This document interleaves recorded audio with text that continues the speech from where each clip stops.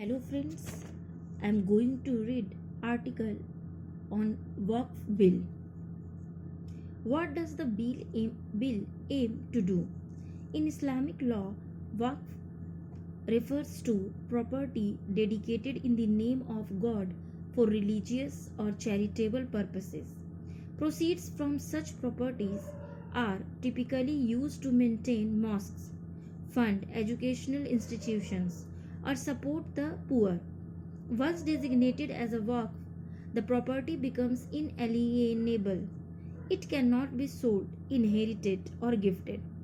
The Waqf Act 1995 and its 2013 amendments under the United Progressive Alliance government created the legal framework for managing Waqf properties and established state Waqf boards.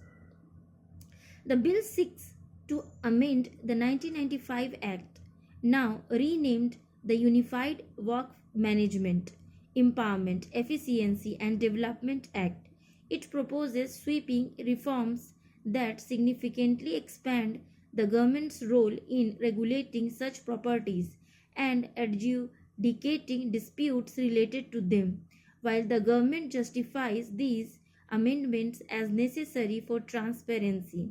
Critics and opposition parties argue that they encroach upon the religious autonomy of the Muslim community.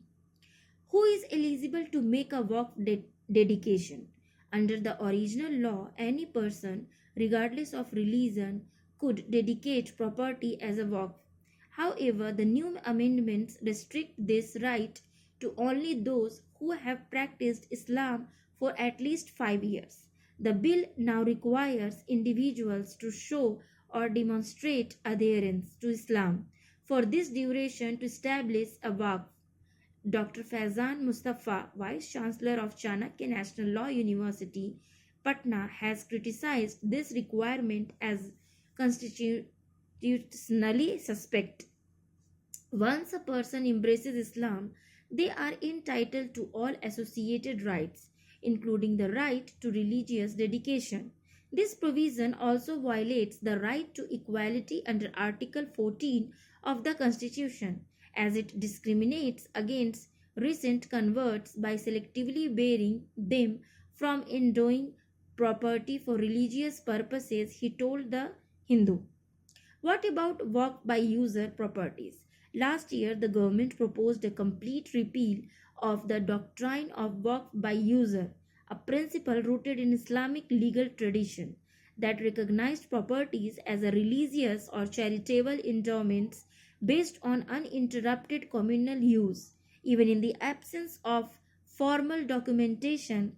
However, the JPC report cautioned that dismantling this doctrine could destabilize the legal standing of such properties, many of which have been informally managed by local communities for decades. Accordingly, the new bill now clarifies that all existing waqf by user properties registered on or before the law's enactment will retain their status unless they are disputed as a government land. Will government oversight intensify? The 2024 bill reallocated the responsibility of surveying waqf properties from dedicated survey commissioners to district collectors. It also repealed Section 40 of the 1995 Act, which had empowered the waqf boards to initiate suo motu inquiries to determine whether a property qualified as waqf, even without official documentation. However, the JPC recommended that such surveys be conducted by senior state officials. Accordingly, the revised bill now mandates that an officer above the rank of collector survey properties where government ownership is disputed. The claim that there was no government oversight is a myth. The existing law already allows the government to issue directions to waqf board, nominate members, and even supersede them, replacing trained survey commissioners with district magistrates who are already overburdened undermines institutional capacity.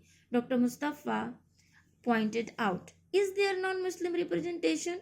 One of the bill's most contentious provisions is the inclusion of non-Muslims in key Waqf institutions.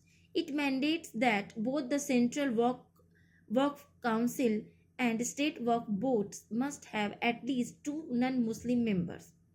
It also removes the requirement that the chief executive officer of a Waqf board should be a Muslim. In line with the JPC recommendation, the bill stipulates that the state government's representative on the Waqf board must be a joint secretary level officer specifically overseeing Waqf affairs. Opposition parties argue that these changes infringe upon the community's constitutionally guaranteed right to manage its religious affairs. However, welcoming the reforms, Dr. Mustafa said, the diversity of the nation must be reflected in all its institutions, including Waqf boards, which are statutory bodies. The inclusion of women, non-Muslims, and members of other backward classes is a positive step. The real question is whether similar reforms will be introduced in temple boards as well. What about financial accountability? To enhance financial oversight, the bill introduces a centralized registration system for Waqf properties. Mutawalis, custodians of Waqfs, will be required to upload property details within 6 months of the law's enactment, and all future registrations must be routed exclusively through this portal to the respective Waqf boards. The bill also seeks to repeal Section 107 of the 1995 Act, which had exempted Waqf properties from the applicability of the Limitation Act 1963. This provision allowed Waqf boards to recover encroached land without being constrained by the Act's standard limitation period of 12 years. However, critics argue that its removal would permit encroachers to claim ownership through adverse possession, legitimizing illegal occupations of Waqf land. What lies ahead? The bill is yet to receive the President's assent. Meanwhile, Congress MP Muhammad Javed, All India Majlis-e-Ittehadul Muslimin Chief Asauddin Owaisi, Delhi Legislator Amanatullah Khan, and the NGO Association for Protection of Civil Rights have filed separate petitions before the Supreme Court, contending that the proposed legislation infringes upon constitutionally guaranteed rights to religious freedom and property.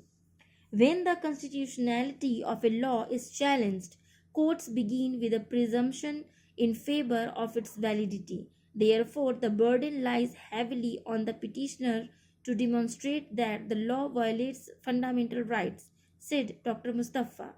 The article by Aratrick Bhomik. Thank you for listening.